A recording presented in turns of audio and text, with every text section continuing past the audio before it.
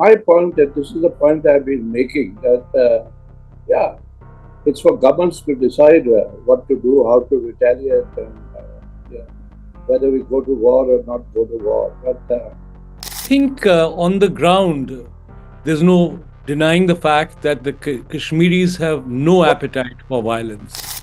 because, as I said, in Kashmir, everything can change overnight here.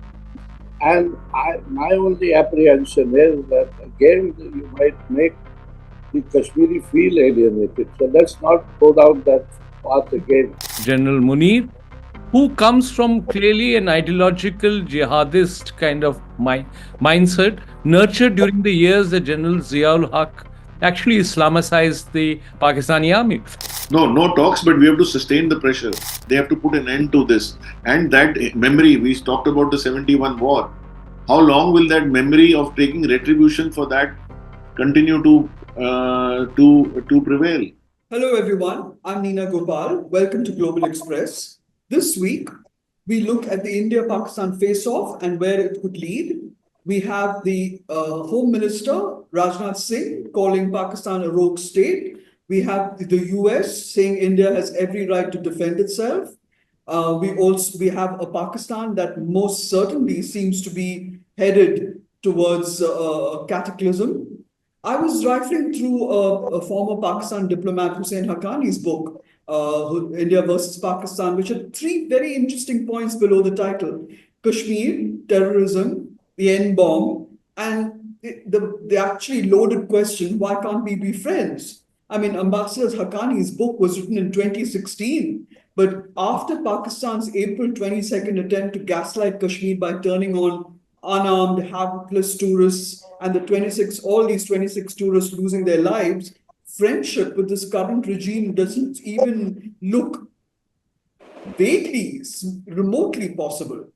The three spoilers remain as much a factor in 2025 as they were back then. And the nuclear bogey under which Pakistan has used terror to great effect, where the generals call the shots and the people of Pakistan and, of course, Jammu and Kashmir pay the price. Can it be reversed? Is there another Nawaz Sharif who dares to do a Musharraf on Asim Munir? The cold, hard reality on the ground is that our armies and our navies and our air force are now circling each other post Pahalgam. Pakistan knows that India is unlikely to let this unprovoked killing of innocents go unpunished. It's been conducting military drills near the line of control. It's had live fire demonstrations. There's heavy artillery, tanks, missiles, drones, naval activity, and unverified images on Pakistani media showing the Pakistan army destroying an Indian checkpost. The Pakistan army, let's be very clear, is clearly rattled. It's not only just closed its airspace, it's also had a very dramatic appointment made yesterday, which is the appointment of a lieutenant general who is the head of Pakistan's inter-services intelligence, taking over as a national security advisor. What is behind that? This is the first time an ISI chief has been made the NSA, and obviously it is the military power grab that has basically made the civilian leadership absolutely toothless. Either way, in Prime Minister Narendra Modi's bag of retaliatory tricks, what do we have? What is our game plan to cut Pakistan's military jihad complex to size? We've had a spate of telephone calls from the world's leaders. Our Foreign Minister Jaishankar talking to the US Secretary of State, Marco Rubio, who's also called Pakistan's Prime Minister and urged restraint. But now, Pete Hegseth, the US Secretary of Defense, has told Rajnath Singh that the US stands in solidarity with India and supports India's right to defend itself. That's a departure from the past against Pakistan, the rogue nuclear state headed now by an Islamist general. Today on Global Express, we examine how Pahalgam will play out with three eminent experts. Mr. Amarjit Singh Dulat is the ultimate insider, reaching out to his counterparts through track to channels. He served in Kashmir. He was former advisor to Prime Minister Vajpayee on Kashmir, and of course, the former head of India's intelligence agency research and analysis wing, the R&AW. He's written 5 books. The latest published only days before Pahalgam, called The Chief Minister and the Spy: An Unlikely Friendship. Welcome, Mr. Dulat. Thanks, Nina. Also on the show is Professor Amitabh Mattoo, a highly respected academic, public intellectual, and author. He was advisor to the Chief Minister of Jammu and Kashmir, the youngest Chancellor of the University of Jammu, and chair of the Jawaharlal Nehru University, and fellow at Melbourne University, involved in also multiple track two dialogues. He has an impressive body of work on Kashmir. Welcome, Professor Mattoo. Thank you, Nina. And last but not least, Sumeer Bhasin, an independent geopolitical analyst who specializes in international relations and strategic affairs, whose understanding of South Asia and more the Pakistan-Afghan dynamic and Afghanistan is highly noted. Welcome, Mr. Bhasin. Thank you. Let's start with you, Mr. Dulat. You spent years building bridges with the Kashmiri leadership, with the former Chief Minister of Jammu and Kashmir, Farooq Abdullah in particular, a man you say was difficult to read, a man you say was asked to keep on Delhi's right side. But the fact is, despite being detained after the abrogation of Article 370, was there ever a question, upset as he was with Delhi, ever turning against India? I mean, that is something which none of us had ever heard about.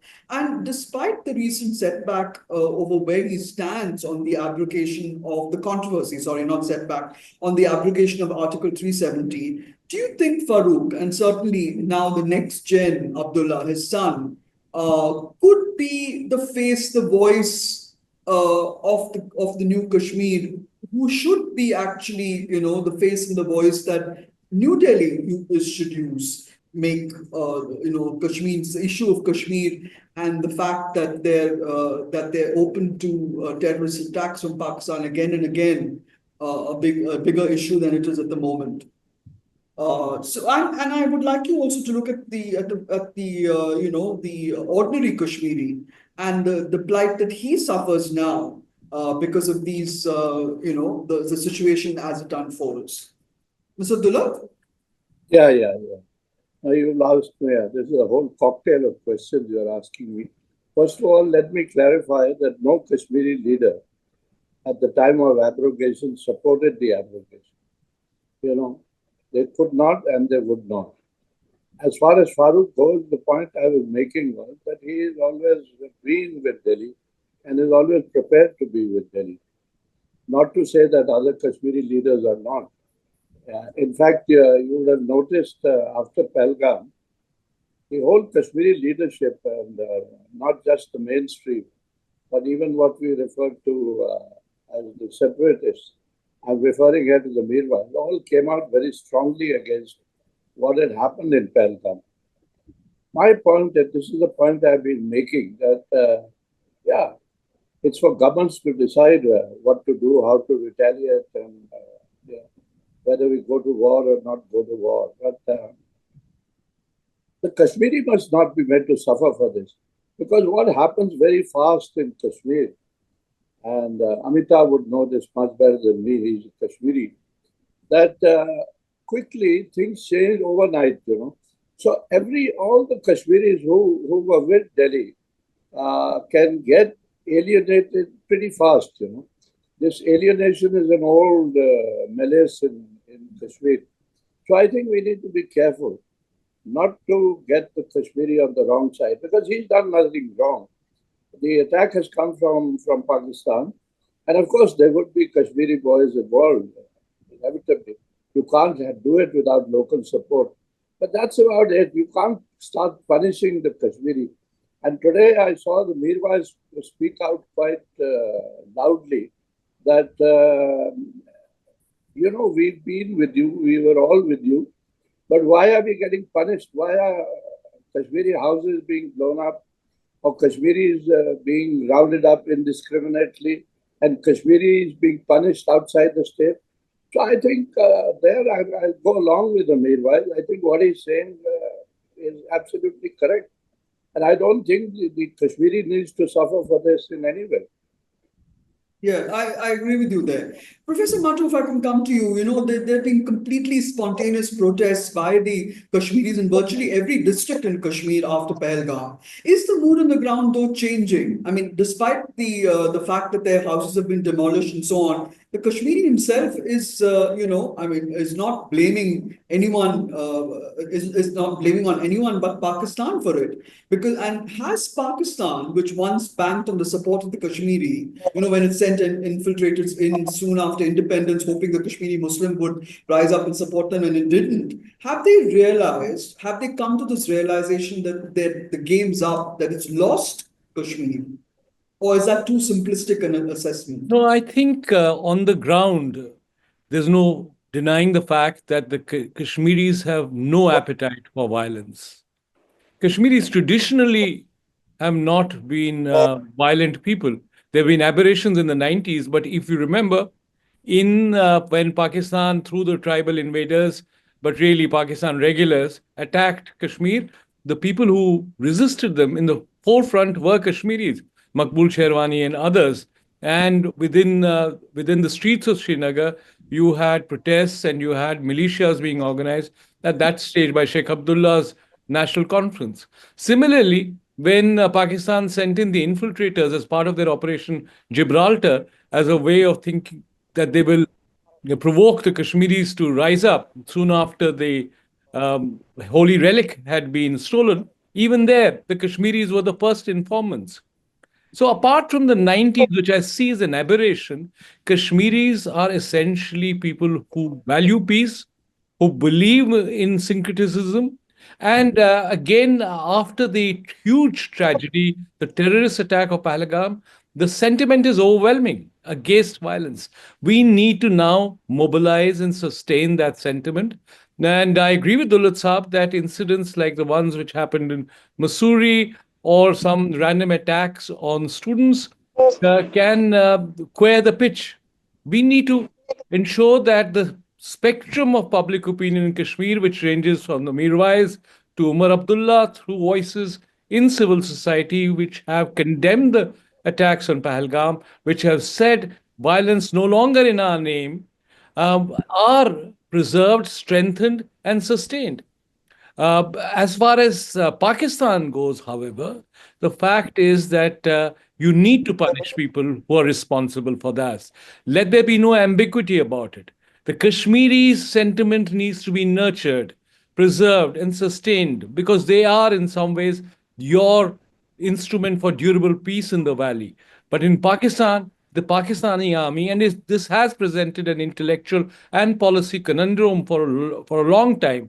How do you create disincentives for the Pakistani army to stop doing what it has been doing in patches, in episodes, but in a sustained fashion through the last 30 years?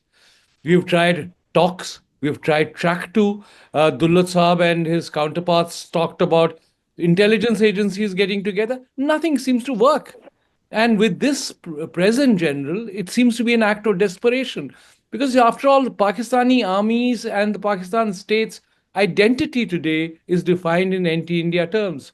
What else unites Pakistan? What else can hold Pakistan together with a crumbling economy, with uprising in Baluchistan and Khyber Pakhtunkhwa, with sectarian violence, except a mobilization against India? That is the easiest way to mobilize opinion in Pakistan and to have people rally around the flag. And General Munir seems to be a past master at doing that. Unlike his predecessor, General Bajwa, who confided within his corps commanders and to news journalists, news anchors, that Pakistani army today does not have either the stamina or the strength to fight a war against India. And the Pakistani state cannot really sustain this enmity against India for too long.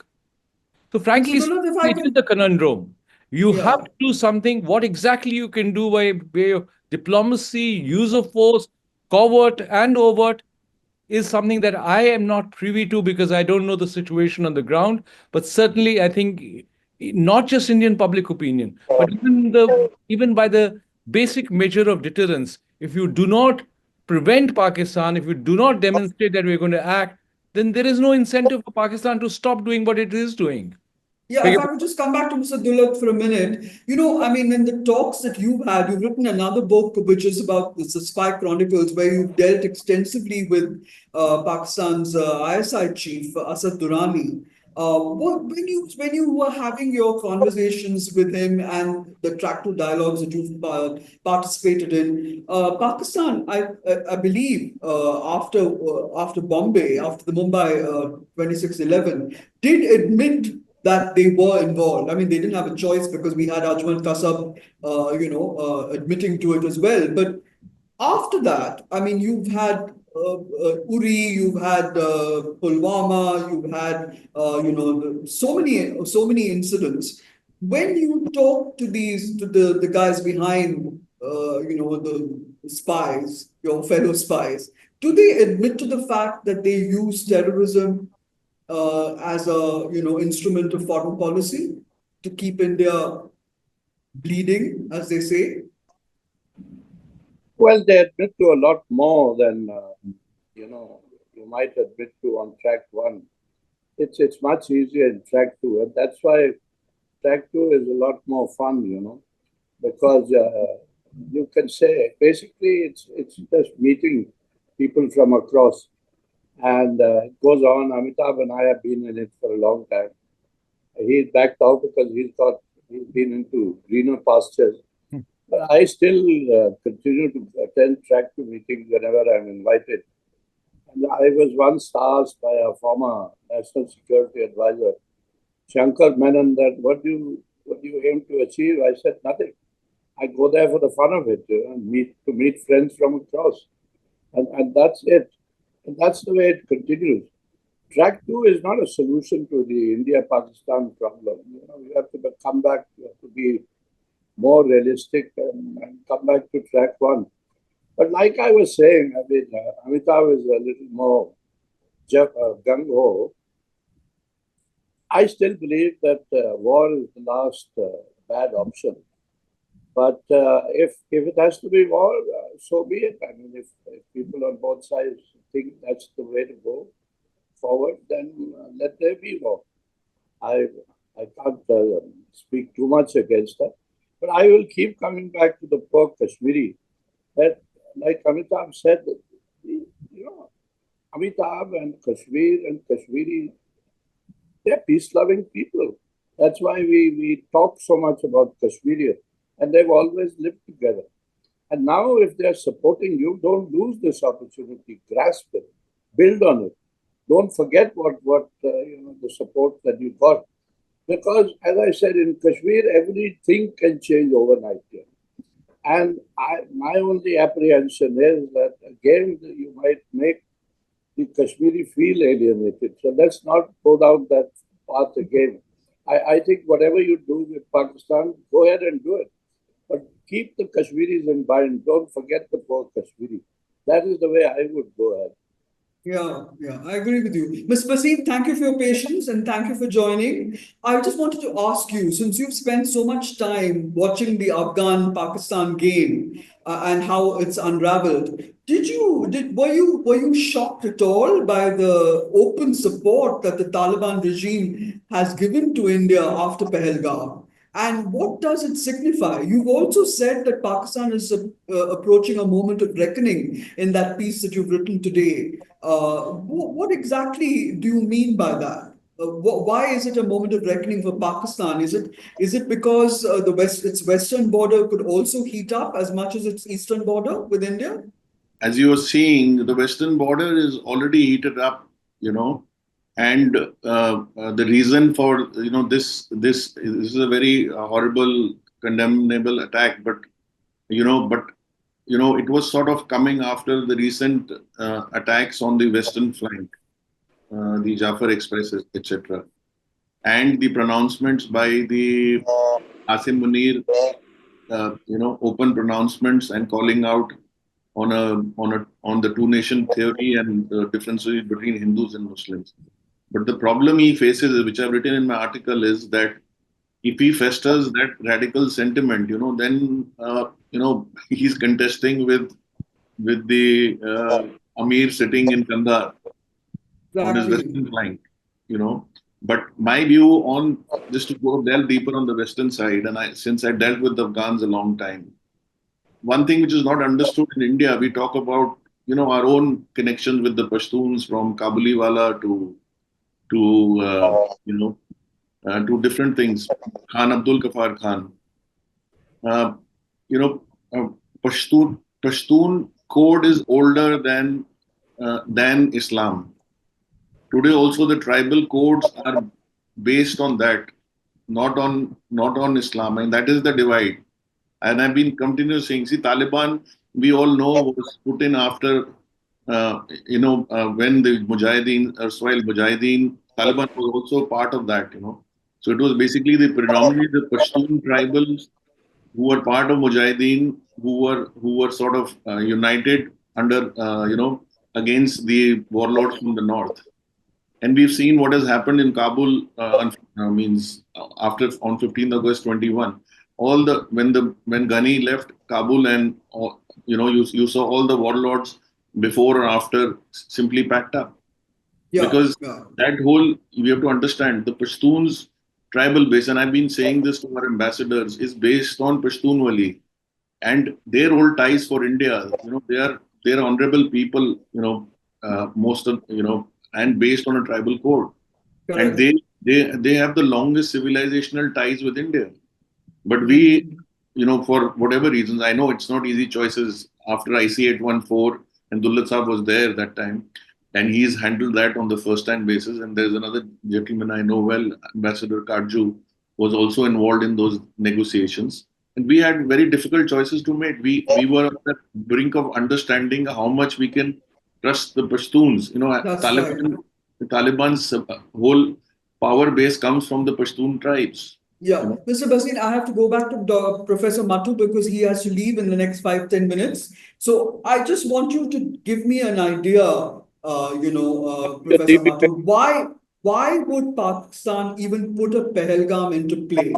I mean, they would leave, they would leave their trail. I mean, there was no way that they can get away with denying their involvement because the carbines and the guns and that were used, and the fact that AI has now identified, one of them as, as a terrorist and two others as terrorists. So what is the whole Pahalgam play? Why did it happen? First of all, I think you need to realize that there is a pattern of asymmetric warfare which they think they can carry out within nuclear armed Pakistan or a certain nuclear balance. So they think they can do things which they may not have been able to do had there been no nuclear weapons in play.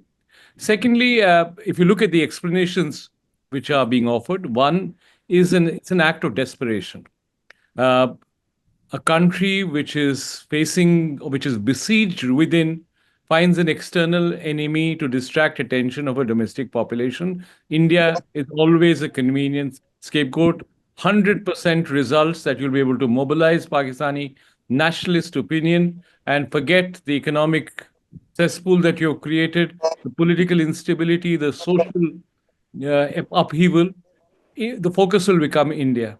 Secondly, Vice President Vance is happening. It'll attract global attention, and uh, e- eventually the whole world will want some degree of, as it were, sanity to prevail, and they will want to intervene in different forms and fashion. This is a kind of standard part of the Pakistani playbook.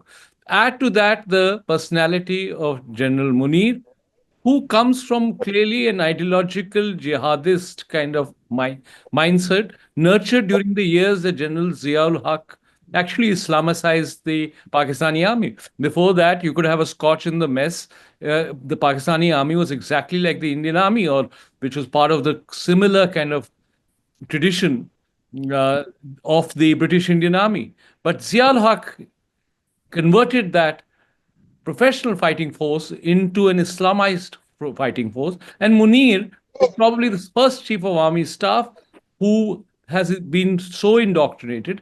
His speech to the Pakistani overseas community was not, as people say, a reminder of what Jinnah had talked about. Because if you look at Jinnah's speech, the speech that you should look at is a speech that he gave in the Constituent Assembly of Pakistan in 11th August, in which he talked about how religion should now be a private affair. Every Christian, Yes, every I Hindu was reading that. should go back to their could go back to their temples and mosques and churches, and let religion not play a role in public affairs, even though we have created this country in the name of religion, but now religion should take a back seat. That is That's not right. the kind of Munir monologue that he gave. What Munir said was that essentially there is a binary divide, a Manichaean divide between the Hindus and the Muslims. We don't think alike, we don't live with the same customs, our values are different, our worldviews are different, our ambitions are different. It's a medieval speech. So you So, have a Professor Mattu, do you agree with Dulat Saab that we should go to war if it's Saab knows war? far more about the war, how war should be conducted. All I can say is that you have to systematically think of ways in which you have to prevent the Pakistani army to believe that it can, under this veneer of deniability, carry out terrorist actions. If it means the use of force, covert or overt, so be it. Think of all the ways Indus Water Treaty is being brought into play. Diplomatic relations have been cut to a new low. We are trying to mobilize international public opinion. There are many options that you can exercise, and certainly military force is one option. Look at the public sentiment in India. Out of these 26 people who were killed, you have almost every state in India represented. Kerala, That, Karnataka, Andhra, Maharashtra, Gujarat, almost every state, Bengal, Bihar. It's the sentiment against Pakistan. I have never seen such a sentiment. Even the Congress party, even Rahul Gandhi says, "Oh, now the time is that." So there is a spectrum of public opinion in India which is demanding action. And if action doesn't take place, if Pakistan is allowed to get away with it, I'm afraid it will not only demoralize the public in this country, but it may also, in some ways, embolden Pakistan, or at least embolden the very elements that you'd want marginalized. I'm not saying punish the right thinking people of Pakistan or the kind of Pakistanis that Dullah Saab talks to. Give them asylum. In fact, I'd say give them asylum in India. Whoever is sane and sensible and is interested in peace with India, provide them free asylum. But the others, those in the Pakistani military intelligence establishment, those who run the affairs of the state from Rawalpindi, need to be punished. And I use the word punished with deliberation, because it has to be the kind of punishment that you would impose on a school child in the good old days in a classroom. Don't do this again. If you do this, you'll be expelled or rusticated. It's a deterrent. It doesn't always work if someone is completely irrational. Most of the time, it will work. that's very interesting. Dulat Saab, you want to comment on that? The punishment, what kind of punishment should that be? I mean, is it attacking the madrasas as we did last time in Balakot? Should there be Uh, an airstrike? I mean, or should we reach out? Should we reach out to the well-meaning, the civilian leadership, which basically seems to have been completely emasculated now with the appointment of this ISI chief as the national security advisor? yeah, I've not been very good, at punishing people. Even my own children, I find it difficult to punish, and they've grown up now. So the question really here is that, everybody is agreed. I don't disagree with Amitabh here, that something needs to be done. But I would tend to disagree. I don't think the whole country, everybody in India wants war. But there could be deterrence short of war here, they've been firing on the LOC. That can be extended to artillery or whatever it is. There should be a measured kind of this thing. Because this thing against war is that once a full-blown war breaks out, then nobody knows how to control it. And the Pakistanis, not that they are serious about it, are already talking about a nuclear war. I mean, there's madness there again.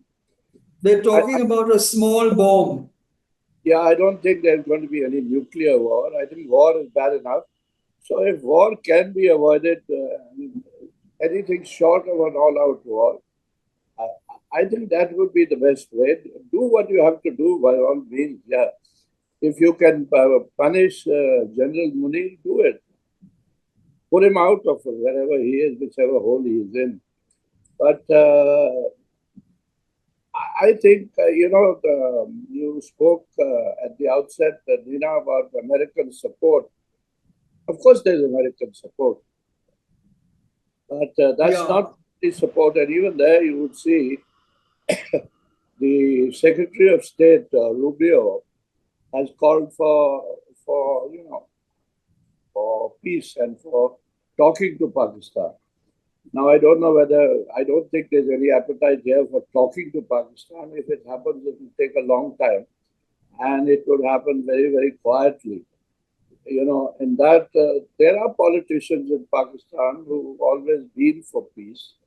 And perhaps, they could be used in some manner or another. Even the one who's locked up and who has all the street support, Imran, was yeah, always peace. yeah. So now, if there's one crazy general talking rubbish, I don't think we should take it that seriously. There is another issue, though, when we talk of Pakistani generals, because I've met and I've spoken to a lot of them. 71 hasn't got out of their mind. When we talk about Pakistan, there are a lot of these crazy generals who still have 71 on their mind. So it's not just one Munir. There are quite a few Munirs around. And I think it will take a while for these sort of crazy generals to think straight. But be that as it may, I think we should find some way short of war and at the same time keep the Kashmiri on your side. We talk about security failures, intelligence failures. Believe you me, in Kashmir, and I have watched and seen and been in Kashmir for quite a while.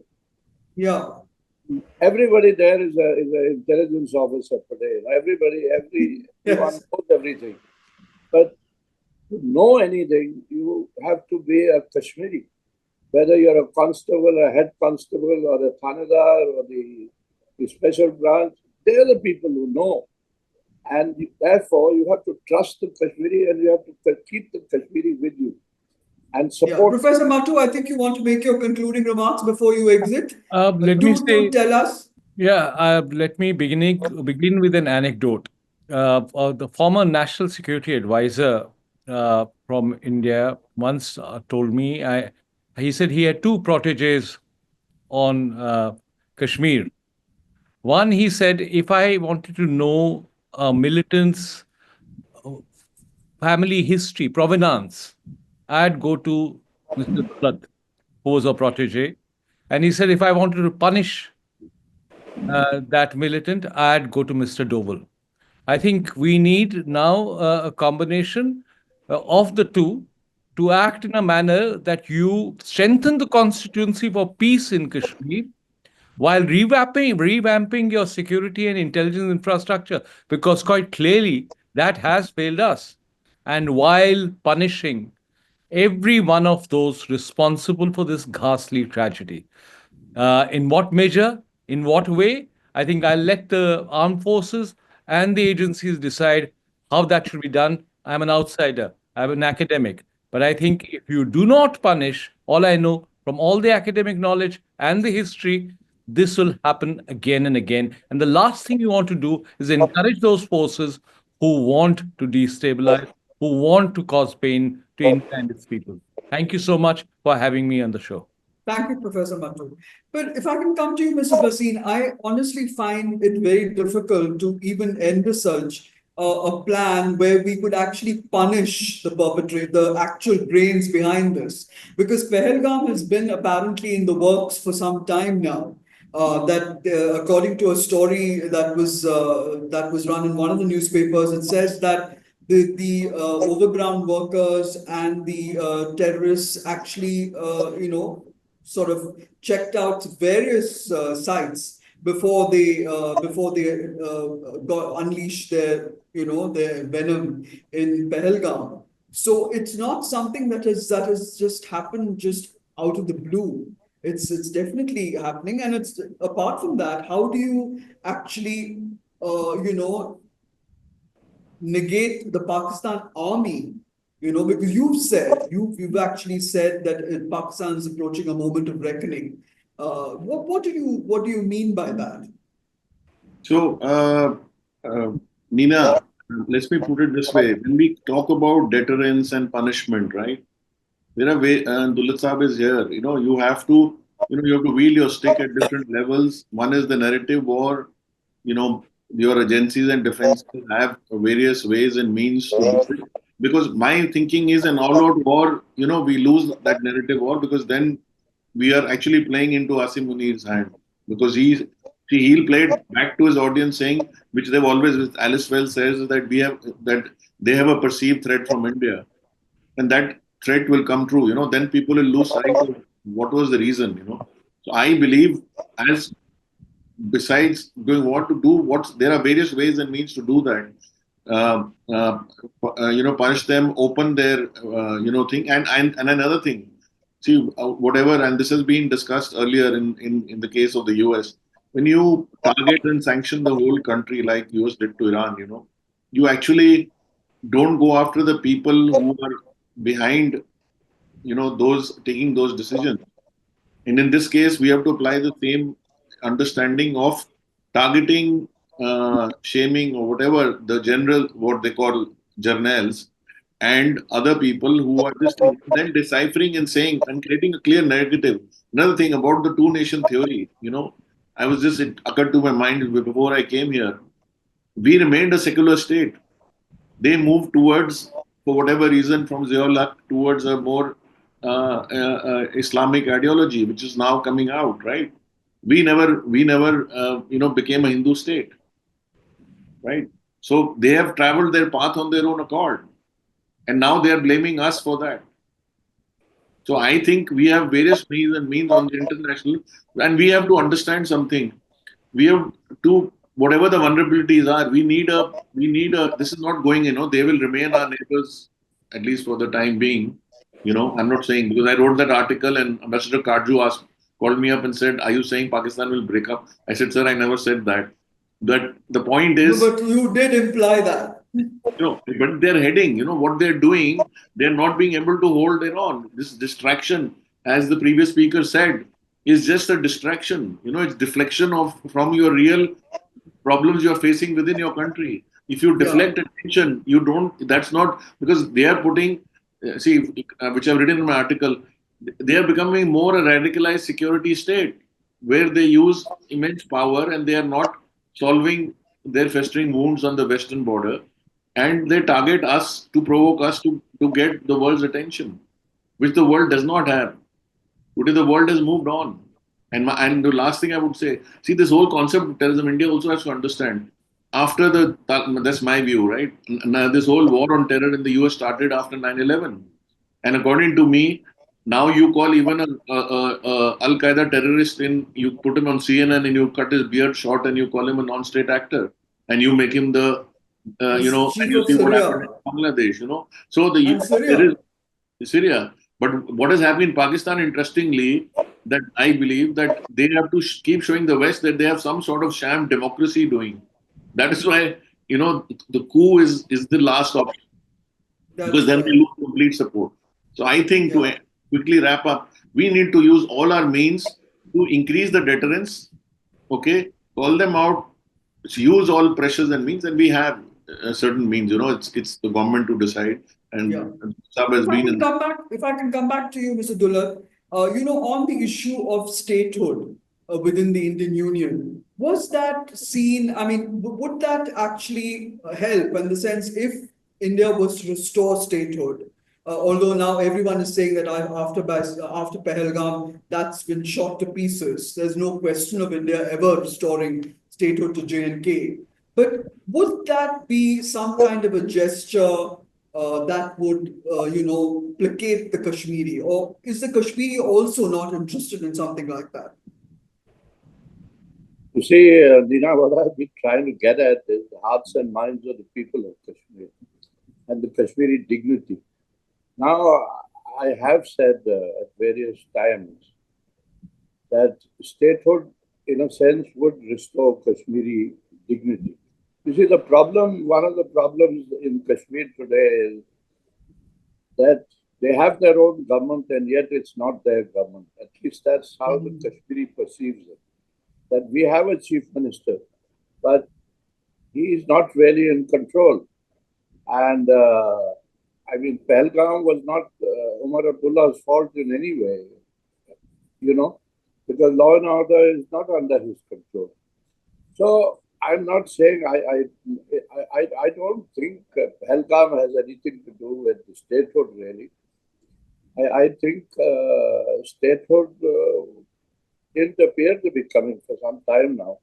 I had spoken again for it when Umar took over as chief minister in October. I thought it was a very good time because Umar Abdullah has gone out of his way to keep Delhi on his side and to remain on Delhi's side. And if there are no takers for that, I think it's a bit sad because I thought at that point of time Delhi's credibility and certainly the chief minister's credibility would have grown manyfold if statehood had been restored.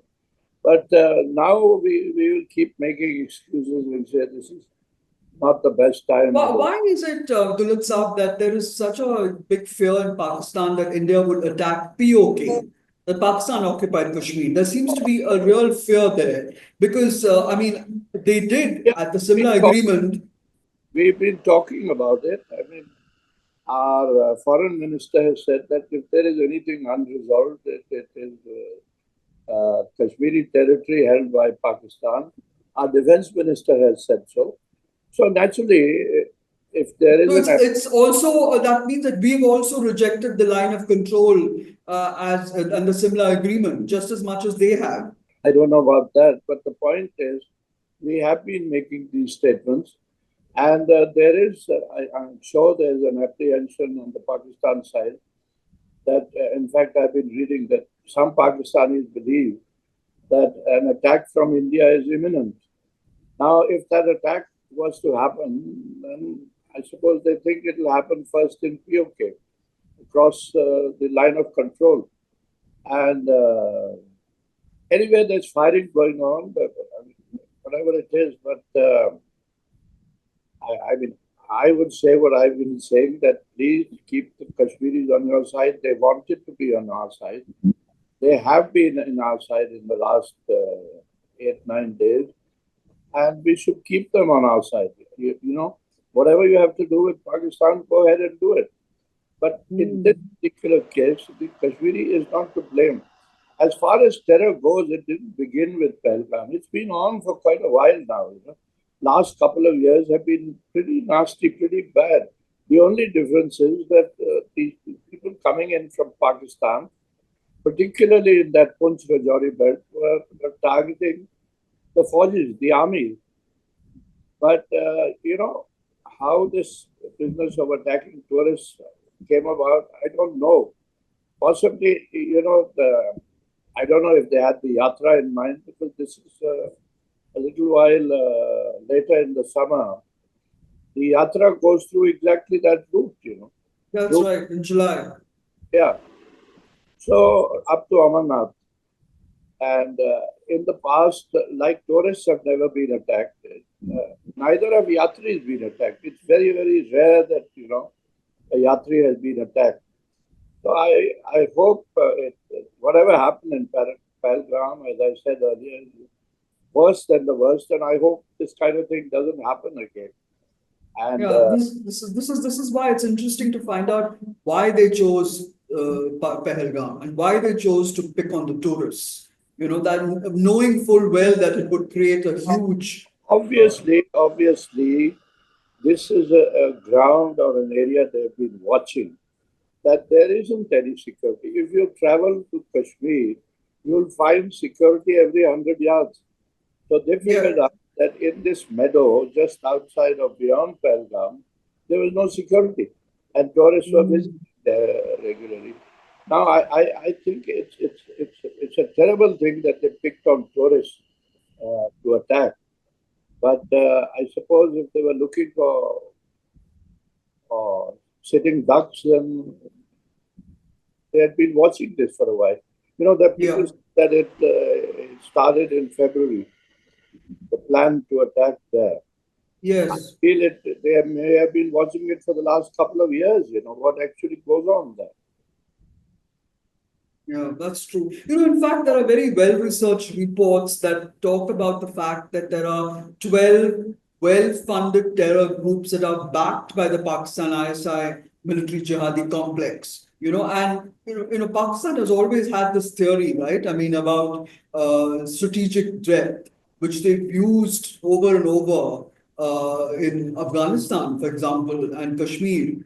So Mr. Bhasin, you've talked about how this doctrine of strategic depth is probably over also, because without having the backing of the Taliban and Afghanistan, and of course now, as we can see, the undercurrent of hostility that is very, very obvious in Kashmir against the Pakistanis, what is that? Do you think, would you agree with me that this whole doctrine of strategic depth is using military proxies is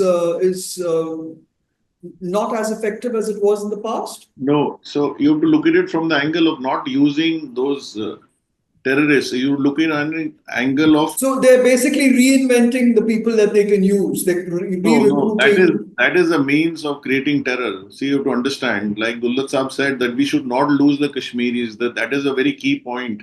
That we have been able to mainstream Kashmir into India. When all of India goes at a people-to-people level, it's the conscience of India. We no longer look at Kashmir. Every Indian doesn't look at Kashmir as a security state. Even you look at the victim's wife saying that we were there, this was the last day of our thing, and we felt, she's saying after such an attack, till this happened, we felt completely safe. So what you've done, you brought the mainstream India and the Kashmiris together, and you bridge that gap. And there is, of course, I also wanted to find out whether they've lost the Taliban completely. Has the Pakistan army lost the trust of the Taliban? That's what I'm coming to. So same way when they've lost the hearts and minds of Kashmiris, the same has happened in Afghanistan. The Taliban, which they gave safe harbor to, they funded them, they did everything. Okay, and I wrote an article, if you remember, on this, because there was a huge concern in our establishment, and everyone said that US is again handing over Afghanistan to the ISI and or the Pak army and leaving, and because they have a stronghold over the Taliban, which is not true. Which you are seeing what is happening with the TTP, and now even the Baluch have become more potent because now the TTP and Baluch are collaborating. Exactly. So there they have. And there is ground support. See, there's a difference here. They use Pak army in this thing. So that discussion we can have, everyone has been having, the difference between a militant and a freedom fighter and a terrorist. The issue is, the common thing is violence. The motivation or the justification can be whatever, right? So on the Afghan side, they have lost complete, because whether it's PTM or TTP or the Baluch issue, they are not being able to control it.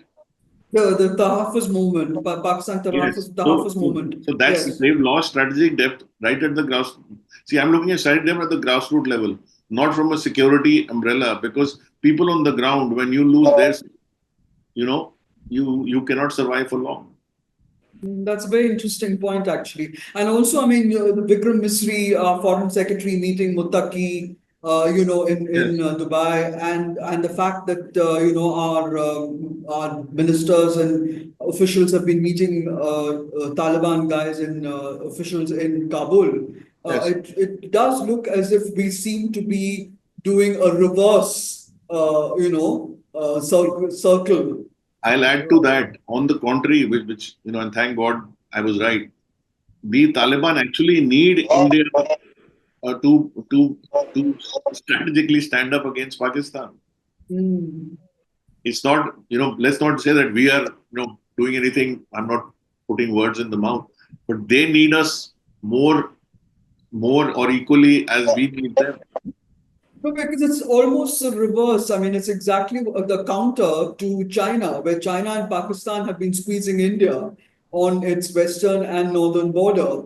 Now Right. we seem to have extended that, that same theory to the Taliban, where we're using the Taliban. If I could come back to you, Mr. Dulat, on this, the shrinking sort of international support that Pakistan seems to be getting. I mean, you've had Ishaq Dar say the Deputy Prime Minister, you've had the Director General of Inter-Services Public Relations saying Pakistan will not initiate an attack. But, the Gulf countries, we don't know where they stand. I mean, even though Saudi Arabia and the UAE do no longer bankroll Pakistan as they used to, the OIC has made, and Turkey has reacted very positively to Pakistan. And so has China. I mean, China has helped Pakistan at the UN amend the actual statement, removing the name of the resistant front from the statement that was issued on Pahalgam. So my question basically is Pakistan going to get blackballed internationally? No country gets blackballed as such. Every country is dealt with by other countries according to their own national interests. Today, the Americans might blackball Pakistan, but there will always be a time when the Americans will again need Pakistan. And as you mentioned, China and Pakistan are the closest all-weather friends. So these are some of the realities, but that doesn't matter. We have to look after our own national interests. I would again like to make just one point, lest we get sort of carried away by this whole thing, that in Kashmir today, there is no love for Pakistan. Yeah. I'll concede that. But if and when the Kashmiri feels pushed, then Pakistan still remains its only fallback position. And that is that is one of the reasons why, that's why I say that whenever the Pakistanis send their people in, there has to be local support because of the fact that, Kashmiris still have issues. And I think those issues need to be looked into. I'm not just talking about statehood, but, Kashmiri sentiment, Kashmiri thinking, Kashmiri dignity, and most of all, the hearts and minds of the people there. So I agree that there isn't too much love for Pakistan, but whenever alienation grows, then the fallback position is Pakistan. And that is why you have boys still involved in terror. Kashmiri boys. I mean, let's face it. Most of it is coming from across, but there are Kashmiri boys who are involved. And and it's not at the point of a gun. They go along willingly. Yeah, obviously. Not at the point of a gun. I think that age or stage is over. Those who go along quite willingly, After all, that's very interesting. Is a point which has been discussed here that, how come with so much force on the border and here and there and everywhere, how come these people still manage to cross over? Now, the point is they don't cross over every day. They are there. They are in Kashmir. They have developed bases in Kashmir. And to develop bases in Kashmir, you need local support. Whether, as you say, it's at the point of a gun or whether it is out of sentiment or whatever it is, but it's there. And in what happened outside Pahalgam, I'm sure Kashmiri boys were involved. We've already said that there were 3 Pakistanis and 2 Kashmiris or whatever it is. But we need to find out these people, We need to, while we need to as everyone has said, and I go along with that, target and punish the people across. Likewise, before you start punishing, find the people within. Who are the people within? Yeah. Thanks a lot, Nina. I think I have to also say goodbye. Thank you very much, sir, for taking part in the program. I really appreciate you coming on. Thank you. Thanks. And for all your Thanks, wonderful sir. insights. Thank you. So we can wrap up, Mr. Bhasin, with this final comment that I wanted to make about the US comments that were made by the Defense Secretary Pete Hegseth. He said the US will back India. He says the US stands in solidarity with India and supports India's right to defend itself. Do you think that's the green light that India has been waiting for to attack Pakistan and not be seen as the bad boy, as the one who set off or set off a conflagration with its neighbor? So, And when the similar agreement was being negotiated, also, we had actually pushed very strongly for a no-war pact. Do you think that that is where we should be headed? I mean, once saner voices prevail, and we've got the retaliation that we feel will sort of alleviate the pain. yeah, Nina, see, that is what the word retribution is used. So that is a short term because we need to, as a nation, not seem weak, and it has various dimensions, and also if we do not take action, it makes Pakistan more bold in pursuing this path. So the point is that violent belligerence we have to raise the cost of doing that. See, what is deterrence? As the previous speaker said, it's like when you get punished in a classroom or something. But the long-term solutions and by trying avoiding a full-scale war, but going as close to means making them pay and punishing them. But then that is for the moment. But we need to understand what I've written in my piece. We need to develop. Pakistan is not. It's our neighbor. And previous prime minister said, "I can't change my neighbors." We have to evolve a long-term strategy of continuing to put pressure. It's not that this event happens and we do something like we did Balakot or whatever, and then we say we will not talk and go away. We have to increase international pressure and continue to evolve a long-term strategy of continuing to create that pressure on. It has to be sustained. But we've said, I think what Prime Minister Modi has very clearly said is that as long as there's terror, there will be no talks. No talks, but we have to sustain the pressure. See, the talks will eventually, whenever the talks happen, Yeah. Now, today, eventually, if it is no talks, fine, we will, decide to, live, but we have to sustain that pressure. And as far as the US is concerned, is very important, is that now in the geopolitical context, the US sees that because, I also have to look at it in the China context, because if they would not have done that, and if I look at it from another angle, China's, supporting Pakistan, as you said, they removed TRF. And by the way, I was just going to say, I saw that statement on the floor of the House and I've quoted it in my article. They're actually, by having TRF removed, they're showing their connection to TRF. Why would I have name removed if I'm not connected to it? Yeah, that's and true. he says in that statement that we are not involved in that period, so now they have fallen in their own trap. So I think the US, to just quickly end, is doing that because of the China-Pakistan nexus.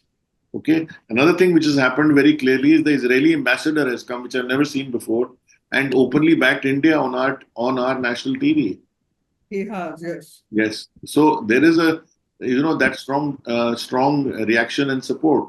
We know where that is coming from because they are facing that in Gaza. But the point is, like I said in my article, we have to basically evolve a long-term strategy to say that, of course, we have to, on the ground, secure and, look at security lapses intelligence. But on the larger strategic level, we have to evolve a long-term strategy to contain them, because if we don't do that, this belligerent behavior will not stop.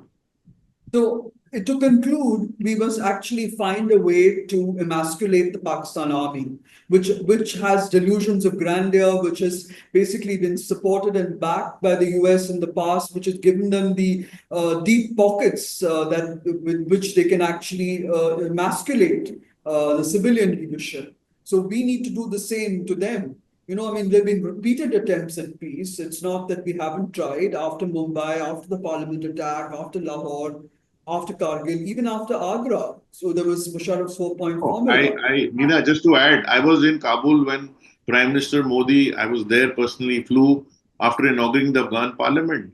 He took all the risk. He called Nawaz Sharif here for his swearing in, and in 2015 he flew to Lahore, That's right. right? And That's right. he He went with went one for PSO. He had, when he was in Kabul, he had a whole whole security network, and the threat was coming. And he lands in Lahore, and he goes with one PSO to on a helicopter, right? So he has gone full out to say, okay, let's discuss and make peace. And then I'll just add quickly before you, we get someone who comes here and tells us at a closed door meeting, you didn't speak to the forge. Now, is India going to decide in another country who we speak to? And when we do that, then they'll say you're interfering in our affairs. So they can get around, because if there is no intention of making peace, and I'll just end quickly, Pakistan has to lose, like I've written in my article, if the saner voices don't rise and they say they have to put an end to this, and that memory, we talked about the 71 war, how long will that memory of taking retribution for that continue to prevail? Yeah, that's right. That's right. Yeah, I mean, the only way that we can actually achieve some kind of a rapprochement with Pakistan is if it doesn't go pursue the jihadist ideology Yeah, we and have the to raise the cost militarism. as much as possible. Yeah, so I mean, to conclude, we can, we can't be friends, but we can't be enemies either. So which one is it going to be is the question. Right. So thank you very much, Mr. Bhasin, for coming on the show. Thank Thank you. you, Mr. Dulat, for coming on the show, and thank you very much, Professor Mattoo, for talking about Pakistan, the rogue state, which needs to be curbed and put back in the box, so to speak. Thank you very much, viewers, for watching Global Express. Please do click on the Global Express icon and watch and share. This program comes at a moment when India could be preparing for a war, or it could be preparing to emasculate Pakistan's military jihadist complex.